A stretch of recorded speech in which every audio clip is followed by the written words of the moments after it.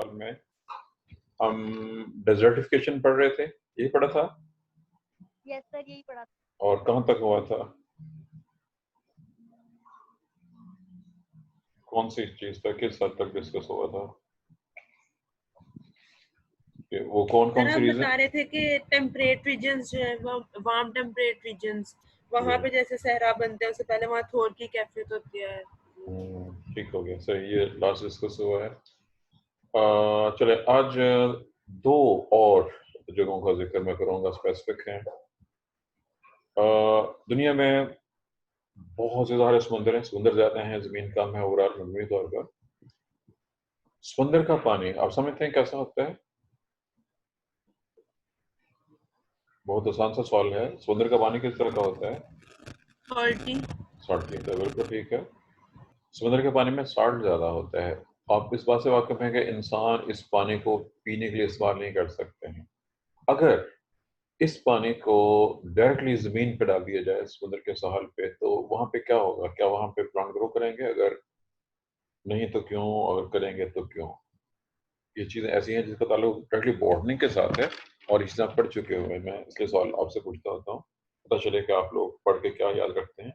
क्योंकि जब आपने आगे जाना है कहीं पे इंटरव्यू देने के लिए, तो वहाँ पे आपसे हर तरह के क्वेश्चन हो सकते हैं। मैं एग्जांपल दे रहा हूँ कि ज़ाहिर है कि मैं जोलॉजी और बायोलॉजी के लिए इंटरव्यू दिया था मैंने डाउट सबमिशन में, लेकिन मुझसे उन्होंने क्वेश्चन फिजिक्स के हवाले से, थियरी ऑफ रिलेटिविटी के हवाले से, और इस तरह को डिपेंड करता है कि जो बंदे बैठे होते हैं उनमें किसी भी सब्जेक्ट का वो बंदा मौजूद हो सकता है, वो कुछ भी पूछ सकते हैं। सब्जेक्ट के बंदे अपनी जगह पे हैं, उसके अलावा जो बाकी बंदे होते हैं वो अपनी मर्जी से जो चाहे पूछ सकते हैं। जी, किसी को अंदाजा हो जो मैंने 2 सवाल किए हैं? प्लांट ग्रो नहीं करेंगे क्योंकि अगर हम उनको साल्टी वाटर देंगे तो उसमें रेगुलेशन का प्रॉब्लम पैदा हो जाएगा, और उनके जो सेल के अंदर बैलेंस है ना, इलेक्ट्रोलाइट्स का और वाटर का बैलेंस है, वो मेंटेन नहीं कर पाएंगे। इसकी वजह से कुछ देर के बाद उनको टिल्टिंग भी हो सकती है, टिल्टिंग ऑफ प्लांट हो सकती आमिर है। हमजा ने कुछ जवाब दिया है, कोई और इनके जवाब पे कमेंट करना चाहे, कोई बताना चाहे कि उन्होंने ठीक कहा है, गलत कहा है, किस हद तक ठीक है, किस हद तक गलत कहा है? कोई इनके जवाब से डिसएग्री करता हो क्लास में?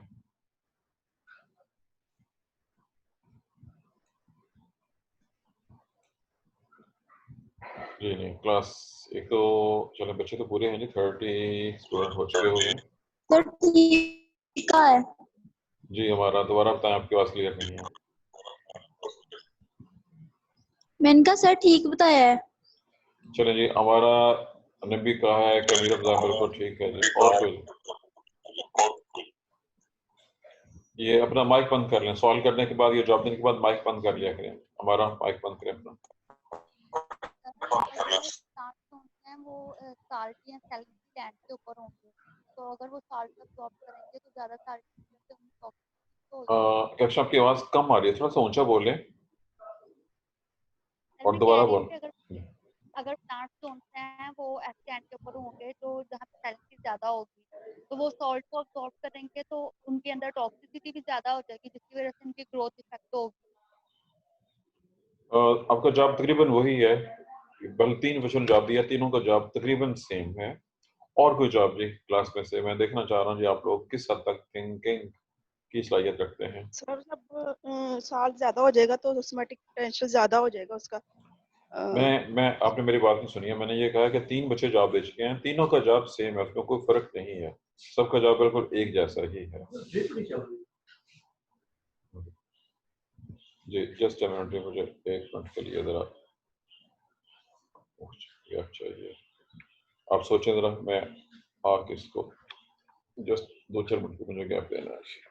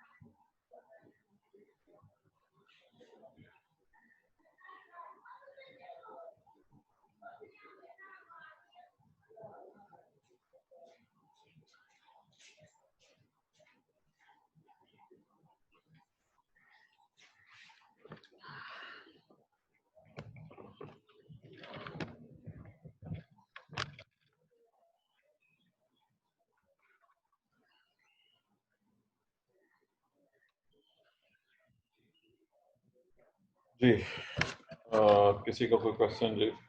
सॉरी क्वेश्चन नहीं, वो बात चल रही थी कि किसी का तो और कोई जॉब, आपको 2-3 मिनट का टाइम मिला इसके लिए। किसी का कोई जॉब हो, कुछ जॉब देना चाहता हूँ, मजीद कोई जॉब, इसके अलावा इससे हट के जॉब, ये जॉब दे चुके हैं, ये मैंने सुन लिया हुआ है, सबका जॉब सेम आता है। चलें सुन ली जी। सर अगर जी नंबर सर अगर साल ज्यादा हो जाएगा तो उसमें पोटेंशियल ज्यादा हो जाएगा तो बेटा, मोस्ट ये प्लांट सेम जॉब है ना, ये तो सबका जॉब सेम हो गया ना, एक ही चीज को मुख्तलिफ लफ्जों से बयान कर रहे हैं आप लोग। मैं इससे कुछ और सुनना चाह रहा था। चलें सुन लीजिए, आपका जॉब वहां तक नहीं पहुंच सका है जहां मैं आपको एक्सपेक्ट कर रहा था, और उसकी रीजन भी सुन लीजिए क्या है। आप सिर्फ एक वक्त में एक चीज को देख रहे होते हैं, बाकी सब चीजों को भूल जाते हैं। याद रखिए कि आपके जहन में उन पौधों का जिक्र है सिर्फ और सिर्फ जिनसे हम आम वाकिफ हैं, या आप चाहते हैं हम वहाँ पे गंदम, चावल या कुछ और यूं के पौधे ग्रो करें, तो वो सॉल्ट ज़ाहिर है कि जो आपने कहा वो ठीक है बिल्कुल। लेकिन सुन लीजिए, बहुत इंपॉर्टेंट पॉइंट है, लफ्ज है हेलोफाइट्स, और इसका मतलब आपने बॉटनी या तो पढ़ी नहीं है या फिर कुछ ऐसी ही पढ़ी हुई है। हेलोफाइट्स एक बहुत ही अहम टर्म है, टेक्निकल टर्म है। बहुत से ऐसे पौधे हैं जो सॉल्ट लिविंग हैं, और मैनग्रोव के नाम से आप वाकिफ हैं। पाकिस्तान में रन कच्छ एक बहुत ही मशहूर इलाका है, मशहूर और मारूफ इलाका है, पाकिस्तान इंडिया दोनों के लिहाज से है। और वहाँ पे बहुत ज़्यादा प्लांटेशन है, बहुत से पौधे हैं। वो समुद्र के किनारे वाटर लॉक एरिया है, दलदली इलाका है, वहाँ बहुत से पौधे ग्रो करते हैं। और आप इस नाम से वाकिफ हैं, ये नाम आप फर्स्ट सेमेस्टर से लेकर चौथे सेमेस्टर तक आपने नाम पढ़ा होगा मैनग्रोव्स का। और ये यहाँ के अलावा दुनिया के और भी बहुत से इलाकों में बहुत से प्लांट ऐसे हैं जो समुद्र के सालों पे ग्रो करते हैं, और वो हेलोफाइट्स होते हैं। हेलोफाइट्स को ग्रो किया जा सकता है, लेकिन अगर आप सी वाटर को यूज करते हैं तो इनिशियली तो शुरू में कुछ पौधे ग्रो करेंगे हेलोफाइट्स के, लेकिन चूंकि अक्सर बेशतर जगहों पे जो ट्रॉपिकल इलाके हैं, जो गर्म इलाके हैं, वहाँ पे पानी की वेपरेशन ज़्यादा होती है। कुछ अरसे में साल्ट इतना ज़्यादा हो जाएगा कि वहाँ पे जो हेलोफाइट्स हैं वो भी प्रॉपरली ग्रो नहीं कर सकेंगे, और ये भी हुआ है, कई जगहों पे एक्सपेरिमेंट ऐसे किए गए हैं। लेकिन तीसरी एक और पॉसिबिलिटी है कि समुद्र के पानी को किसी तरीके से साल्ट से पाक करके फिर उसको यूज किया जाए। ऐसा भी एक्सपेरिमेंटली हुआ है, किया जा रहा है। बहुत सी दुनिया में बहुत से लोग ऐसे हैं, बहुत से मालिक ऐसे हैं जहाँ पे समुद्र का पानी साफ करके इस्तेमाल किया जाता है, लेकिन उसमें प्रॉब्लम ये है, वो प्रोसेस बहुत कॉस्टली है। समुद्र के पानी को साफ करना और फिर उसको यूज करना बहुत ही कॉस्टली। आप में से कुछ लोग ऐसे होंगे जिन्होंने आरओ फिल्टर का नाम सुना हो। Do you know what is RO filter?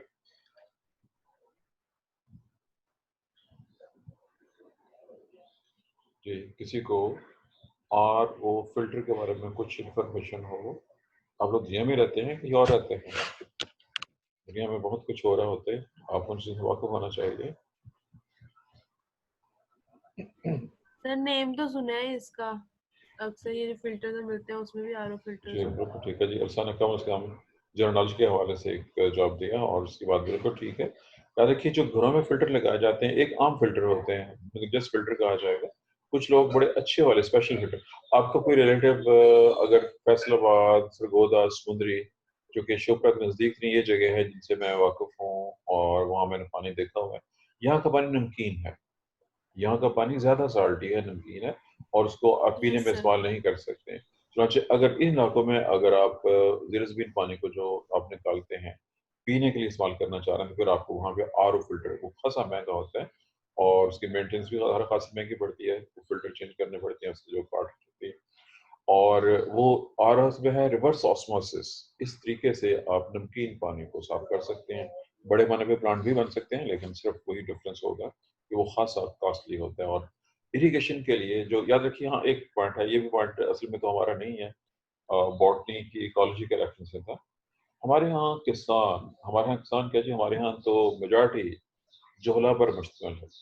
Pakistan में जो पढ़े लिखे की डेफिनेशन है, अगर आप उससे वाकिफ़ हैं, जो बंदा अपना नाम लिख के पढ़ सकता है, वो पढ़ा लिखा है। और इस लिहाज से आप लोग तो इंतहाई आला तालीम याफ्ता हैं, बल्कि ज़रूर ज़्यादा तालीम याफ्ता हैं। लेकिन मजमूई तौर पर लोगों में जहालत बहुत ही ज़्यादा है, लोग पढ़ लिख के भी जाहिल हो गए हैं।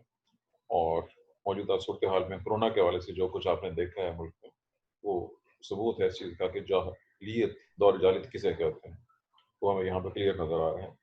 बहरहाल जो हमारा पॉइंट चल रहा था वो ये कि हमारे किसान अभी तक वही रवायती फरसूदा तरीके अख्तियार कर रहे हैं। और जो खेतों को पानी लगाने का मेथड है हमारे यहाँ, that is wastage of water, उसमें 90% पानी ज़ाया हो जाता है। जिस मेथड से हमारे यहाँ फसलें ग्रो हो रही हैं, उसमें 90% पानी ज़ाया हो जाता है। और सूबे आपस में लड़ रहे होते हैं, लो जी मुझे पानी कम मिला है, फलां पानी ज़्यादा पानी वो ले गया। ये सब चीज़ें ऐसी हैं कि जो बहुत ज़्यादा प्रॉब्लम।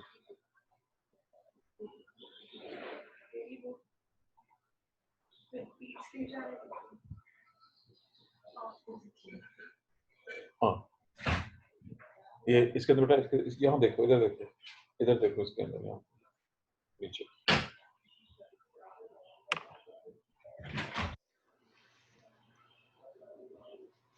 जी, बहरहाल ये थे जी चंद एक इंफॉर्मेशन, चंद एक पॉइंट्स समुद्र के हवाले से। यहाँ भी बिल्कुल यही कुछ ही होता है कि अगर आप वेजिटेशन ड्रॉप करने की कोशिश करते हैं सी वाटर को किसी भी तरीके से, तो कुछ ही अरसे में, ये याद रखिए, ये ज़्यादा प्रॉब्लम नहीं है जहाँ भी हम डिस्कस कर रहे हैं, ये हमेशा ट्रॉपिकल, सब ट्रॉपिकल टेम्परेट इन इलाकों में प्रॉब्लम ज़्यादा है, क्योंकि सूरज की रोशनी ज़्यादा तेज़ होती है, पानी ज़्यादा एवेपोरेट होता है और सिलिंडरी के चांसेस। आई एम श्योर आप सब लोग घरों में रहते हैं, कोई ख़ैमोमदन रहता है जी आप में से? बड़ा आसान सवाल किया है ये। आप में को खाना बदोश तो नहीं है, सब लोग घरों में ही रहते हैं, मकानों में रहते हैं, ईंटों के बने हुए। ऐसा ही है कि नहीं? Yes.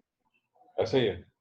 चलिए, आप जहाँ भी आप बैठे हुए हैं, अगर आप किसी कमरे में हैं, अपने घर में 3-4 जगहों पे चेक करें, फर्श से कोई 1, 2, 3, 4 फुट के लेवल पे आपको सॉल्ट नज़र आएगा। अगर आपने पेंट कराया हो तो पेंट उखड़ा हुआ होगा, खराब होगा। कोई ऐसा है बंदा जिस जो कहता हो जी हमारे घर में जी ऐसा सर। नहीं? जी, सर आपकी बहुत क्लास। जी ज्यादा है, सर, होता है ये होता है बहुत बहुत ज्यादा है। ज्यादा। जी, अब नोट कीजिएगा, जहाँ पे हम रह रहे हैं it is warm temperate region, हम वार्म टेम्परेट रीजन में रह रहे हैं और हमारे इलाके में ये प्रॉब्लम बहुत ज़्यादा है। जब भी मुख्तलिफ ज़ाहिर है कि हम घरों में पानी इस्तेमाल कर रहे हैं, बारिश होती है, आसपास पानी मौजूद होता है। चूँकि जो हमारी दीवारें हैं वो ईंटों से बनी हुई हैं, ईंटें मिट्टी से बनी हुई हैं, पोरस होती हैं, वो पानी को अब्ज़ॉर्ब करती हैं, पानी कैपिलरी एक्शन से राइज़ करना शुरू करता है। अभी वो 1, 2, 3 फुट तक, 4 फुट तक पहुँचता है, तो बाहर चूँकि गर्मी का मौसम है, धूप गर्मी काफ़ी ज़्यादा होती है और हमारे यहाँ साल में 9 माह तकरीबन गर्मी रहती है, वो पानी उड़ जाता है, सॉल्ट पीछे रह जाता है। और ये वो कलर, पोर, शोर, सैलिनिटी जो कि हमारी दीवारों में पहुँची हुई है, याद रखिए इसका कोई हल नहीं है। इसका कोई हल नहीं है, हमारे पास इसका फ़िलहाल किसी किस्म का कोई सॉल्यूशन नहीं है। जो कुछ यहाँ पे हो रहा है, अब आपने नोट किया कि जहाँ पे आप जितना मर्ज़ी महँगा पेंट करवा लें, बल्कि अगर कोई बंदा कुछ ज़्यादा ही बेवकूफ़ हो तो वो पेंटर उसको अच्छा खासा लूट लेंगे कि चलो जी हम आपको इसका इलाज कर देते हैं। वो बहुत से महँगे केमिकल लगा के कहते हैं लो जी हमने मसला हल कर दिया, 6 माह के बाद वहाँ पे दोबारा फिर वही कुछ हो जाता है। बहरहाल ये था जी ऑल अबाउट जो कुछ हमने डिस्कस किया है आज। इसी हवाले से था कि डेज़र्टिफ़िकेशन, इंसानों ने जंगलों को काटा। हाँ, एक इलाका और रह गया, ये पाकिस्तान के हवाले से बात करने लगा हूँ। इसके लिए ज़रूरी है कि आपने लाहौर या शोपियां से पहले गुजरांवाला, फिर गुजरात, फिर झेलम और फिर रावलपिंडी गया हूँ। इसको जीटी रोड कहते हैं। शोपियां से नहीं बल्कि ऑनवर्ड उधर से, यानी लाहौर से अगर चलने पर पहले गुजरात से होकर आप ऑनवर्ड जीटी रोड पर पहुँच जाते हैं। क्या आप में से किसी ने इस रोड पर ट्रैवल किया है पिंडी तक?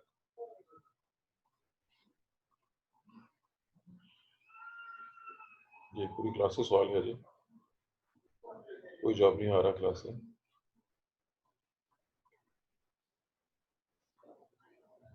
इसका मतलब आप ट्रैवल नहीं करते हैं? सर ट्रैवल तो करते हैं आप? जी सर ट्रैवल करते हैं। ट्रैवल करते हैं, चलें जी चलो ठीक है, अभी देखते हैं। जैसे ही आप गुजरात से थोड़ा सा आगे जाते हैं तो आपको खुद महसूस होगा कि ज़मीन ऊपर की तरफ राइज कर रही है, ज़मीन ऊंची हो रही है। और जब आप मज़ीद आगे जाते हैं तो क्लियर कट आपको दाएं बाएं, मैं पंजाबी का लफ्ज़ बोलूँगा, पंजाबी में टिब्बे कहते हैं हम उनको, उर्दू में टीले कहते हैं। छोटे छोटे मिट्टी के माउंट्स नज़र आना शुरू हो जाते हैं, और आगे जाते हैं तो टीले बड़े होना शुरू हो जाते हैं, और आगे जाते हैं तो आपको नीम पहाड़ी इलाका महसूस होना शुरू हो जाता है। जब आप वहाँ देखते हैं तो बाजार वहाँ काफ़ी वेजिटेशन है। अब से 500 साल पहले यहाँ से, यानी आप कह लीजिए गुजरात और जेहलम के दरमियान का जो इलाका है, अप्रॉक्सीमेटली यहाँ से शुरू होते हुए पिंडी इस्लामाबाद तक का जो इलाका है, ये जगह जंगल होती थी। यहाँ पे चूंकि अच्छी खासी आबादी थी, पॉपुलेशन, लोगों ने दरख्तों को बहुत ज़्यादा काटा घरों के लिए, वेजिटेशन के लिए। अब ये जगह चूंकि आप समझते हैं स्लोप क्या होती है, ढलवान थी।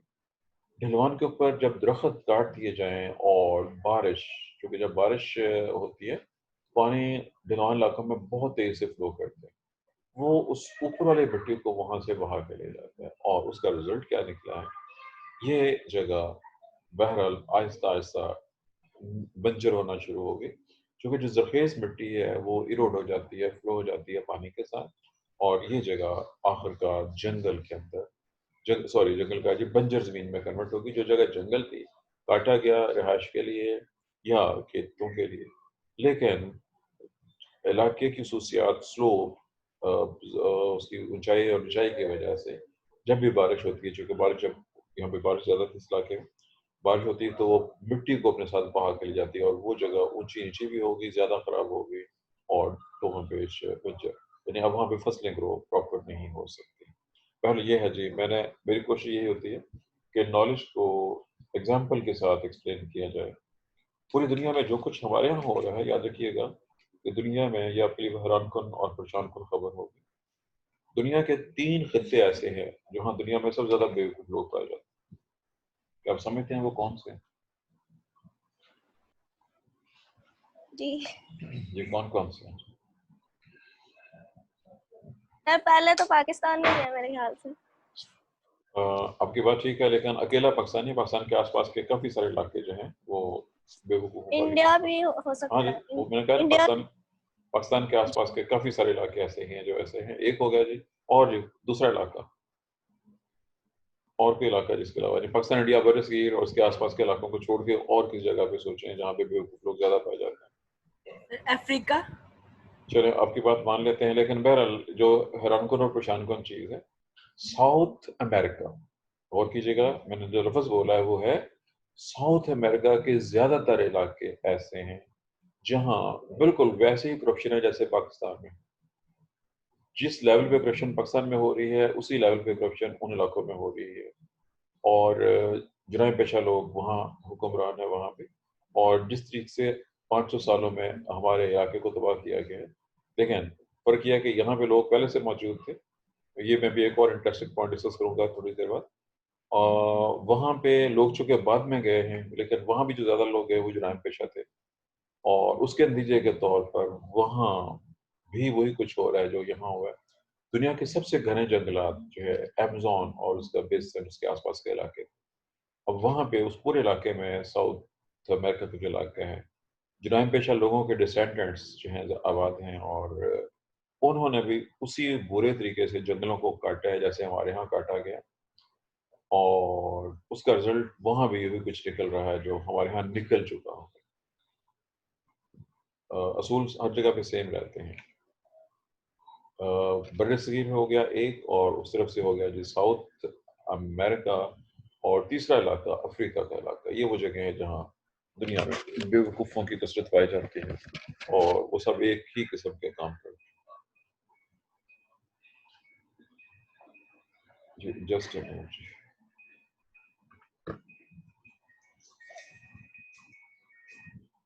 अस्सलाम वालेकुम। नहीं बेटा, बहरहाल यहाँ तक अगर आपको क्वेश्चन हो तो हमारा जो नेक्स्ट क्वेश्चन होगा वो भी इसी से मिलता जुलता है, और मैं पहले बता चुका था कि ये बहुत ज़्यादा सेम है दोनों क्वेश्चन। और वो क्वेश्चन था जो हमारा डिफॉरेस्टेशन, आपने देखा होगा कि यहाँ पे यानी डेजर्टिफिकेशन के अंदर तकरीबन 3-4 हवालों से जिक्र आया है जंगलों को काटने का, और वो सारा कुछ हमारे अगले क्वेश्चन का हिस्सा भी है, यानी डिफॉरेस्टेशन, जिसकी रीज़न पहले डिस्कस हो चुकी है। रिहाइश के लिए, सड़कें बनाने के लिए, रास्ते बनाने के लिए, इंडस्ट्री के लिए, खेतों के तौर पे इस्तेमाल करने के लिए, या तफरीह गाहें बनाने के लिए, तफरीह के तौर पे बहुत से मतलब। और कुछ लोग अपनी हमाकतों से ज़मीन को बंजर कर देते हैं। और ज़ाहिर है कि डिफॉरेस्टेशन, आपने खबर सुनी होगी 2 जगहों के हवाले से, अमेरिका के हवाले से भी खबर आती रहती है, ऑस्ट्रेलिया के हवाले से भी खबर आती रहती है कि फलां जगह पे जंगल में आग लग गई है और इतने लोग उससे मुतासर हुए हैं, इतने लोग मर गए हैं, और बहुत से मतलब जदीद मेथड से वो आग बुझाने की कोशिश करते हैं। और 99% केसेस में वो आग किसी न किसी बेवकूफ़ की सिगरेट से लगी होती है।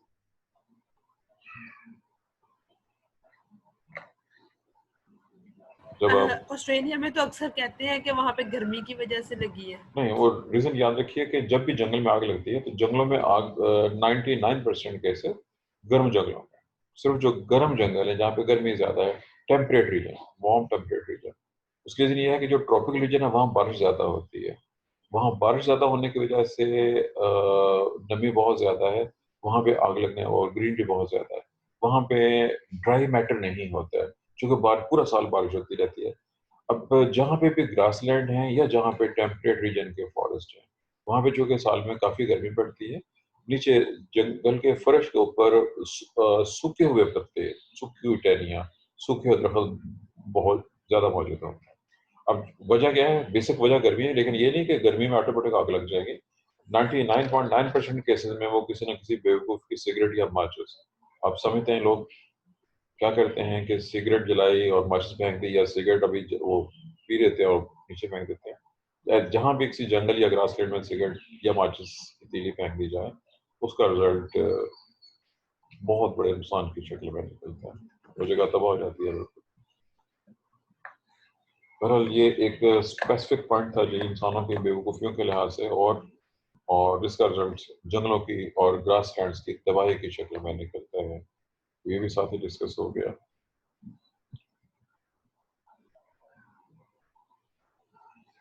बाकी सारी की सारी बातें जो कि पहले से डिस्कस हो चुकी हुई हैं, इसलिए जैसे मैं पहले शुरू में बता दिया था कि हम बेसिकली पढ़ तो रहे हैं डेजर्टिफिकेशन, लेकिन डिफॉरेस्टेशन का इससे बहुत करीबी ताल्लुक है, और ये दोनों चीज़ें हैं। लेकिन जहाँ पे डिफॉरेस्टेशन की बात आएगी, अब ये तो बात हो चुकी है कि आपने जंगलों को खुद काट दिया, तबाह कर दिया। हाँ, एक चीज़ रह गई, फिर याद आ गई बात, वो करप्शन वाली बात आ गई। हमारे यहाँ भी ऐसा हो रहा है, और साउथ अमेरिका में भी बिल्कुल ऐसे ही हो रहा है। बाअसर लोग, आप खुद समझते हैं बाअसर लोग कौन होते हैं? जिसका जहाँ बस चलता है वो दरख्त काटता है और उसको बेच देता है। दरख्त की कीमत मेबी के दरख्त की कीमत 10 लाख रुपए है, वो काट के उसको नॉर्मल तरीके से काटा गया है, वो जस्ट 1 लाख रुपए में बेचते हैं।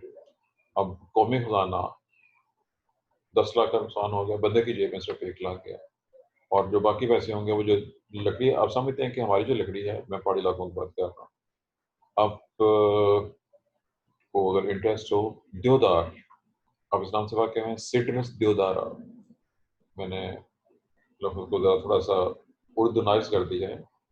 सिट्रस देवदारा अगर हम इंग्लिश में तलफ़्फ़ुज़ करेंगे तो ये बनेगा, लेकिन चूँकि हमारा लफ्ज़ असल देवदार है, मैंने इसी वजह से इसी को ब्यार कहते हैं। अब इसके दरख़्त बहुत बड़े-बड़े होते हैं, और हमारे बाअसर लोग बड़े आराम के साथ दरख़्त काटते हैं, और उसको, जिसको आम ज़बान में कहते हैं कोड़ियों की, चूँकि उनके कौन सा पैसे लगे होते हैं उसपे, थोड़ी सी चीज़ें बेच देते हैं, और बाकी फ़ायदा ताजर लोग उठाते हैं उससे फिर, क्योंकि लकड़ी जब कंज्यूमर तक पहुँचती है तो इतनी महंगी होती है, आप सोच भी नहीं सकते। जो लकड़ी का काम लोग घर में कराते हैं, वो आम बंदा तो सोच नहीं सकता है कि वो बिहार की लकड़ी अपने घर में यूज़ कर सकता है। यहाँ भी सिर्फ चुनिंदा लोग ही उसको इस्तेमाल करते हैं, और यही कुछ साउथ अमेरिका में भी हो रहा है। बहरहाल ये भी एक फैक्टर है। याद रखिए जब आप चूँकि डिफॉरेस्टेशन के हवाले से कुछ चीज़ें आपने ऑलरेडी प्लांट इकोलॉजी बॉटनी में पढ़ी हुई हैं। फ़र्ज़ कीजिए आपने किसी जगह से जस्ट एक दरख्त काटा या चंद दरख्त काट दिए, अगर ज़्यादा दरख्त काट दिए हैं तो उसका रिज़ल्ट क्या निकलेगा? जहाँ पे तो मुकम्मल जंगलों का सफाया किया जा रहा था, यानी एक साइड से आप शुरू करते हैं और आगे की तरफ, ताकि वहाँ पे प्लांटेशन या कुछ और, वहाँ तो ज़ाहिर है कि वो जगह डेज़र्ट बन ही जाएगी। लेकिन इकोलॉजी चीज़ों का सॉल्यूशन भी पेश करती है। इकोलॉजी जो मसाइल हम डिस्कस करते हैं, इसका सॉल्यूशन भी मौजूद होता है कि हम इन मसलों को हल कैसे कर सकते हैं। उसका हल भी मौजूद है हमारे पास। यानी इकोलॉजी के रेफरेंस से बात हो रही है। बजाय इसके कि आप जंगल को एक सिरे से काटना शुरू कर दें और काटते जाएं, ये इंतहाई अहमकाना तरीका है। उसका तरीकाकार ये होता है कि जंगल को स्टडी करें, देखें जहाँ जहाँ पे पुराने दरख्त हैं, जो अगर फर्ज आ रहा है किसी दरख्त को बीमारी लग चुकी हुई है या दरख्त को दीमक वगैरह ने खा लिया है या दरख्त बूढ़ा हो गया है और महसूस हो रहा है कि उसकी ग्रोथ कम है, उनको काटें। या जो दरख्त ज़्यादा पुराने हो गए, ज़्यादा बड़े हो गए हैं, उनको। लेकिन काटना ऐसा है कि किसी एक जगह से एक साथ दरख्त नहीं काटना, फासले फासले से काटना। सिर्फ दरख्त काटने हैं जो एक आपने काटे हैं, उसके आसपास के छोटे दरख्तों को डैमेज नहीं होने। जब आप एक दरख्त काटते हैं और वहाँ पर जो छोटे दरख्त मौजूद हैं, उनको नहीं छेड़ते, तो वो बहुत जल्दी से ग्रो करके थोड़े ही अरसे के अंदर वो उस दरख्त की जगह पे मज़ीद दरख्त उसके होते हैं, जो ज़्यादा स्ट्रॉन्ग होगा वो ग्रो करके ऊँचा हो जाएगा और वो डोमिनेट कर जाएगा वहाँ पे। और इस तरह से जंगल को मजमूई तौर पर नुकसान नहीं पहुँचेगा। अगर आप एक चीज़ से भी करना चाहते हैं, तो आप जिस साइड से शुरू कर रहे हैं, सिलेक्टेडली, बल्कि हर 10 में से 1 दरख्त अगर आप काट लेते हैं, हर 10 में से 1 दरख्त काटते जाएँ, लेकिन फासला ज़्यादा रखते हुए, तो उससे जंगल अपनी जगह पे मौजूद रहेगा, एनवायरनमेंट पे कोई ख़ास फ़र्क नहीं पड़ेगा और आपको लकड़ी, अगर आप लकड़ी के लिए काट रहे हैं, वो मिलती रहेगी।